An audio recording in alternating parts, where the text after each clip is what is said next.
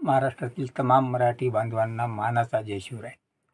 मित्रहो, आज जो संकल्प BJP सरकार करत आहे 400 पार, मग हे 400 पार नाही, आपल्याला यांना तडीपार करायचे आहे.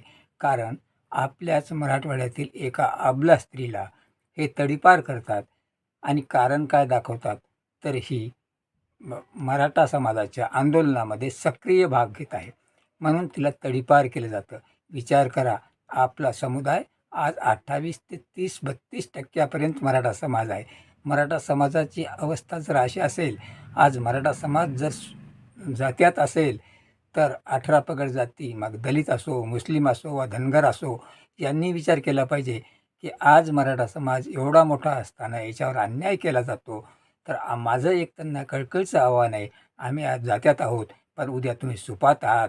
वेळ तुमच्यावरही येणार आहे, तेव्हा या सरकारचा तीव्र होईल तेवढा निषेध केला पाहिजे आणि या सरकारलाच याच्यातून तडीपार केलं पाहिजे.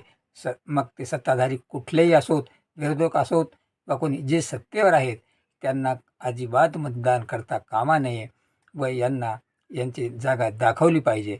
गावागावात यांचे मंत्री आले तर त्यांना आम्ही सांगतो की आमच्याकडे येऊ नका.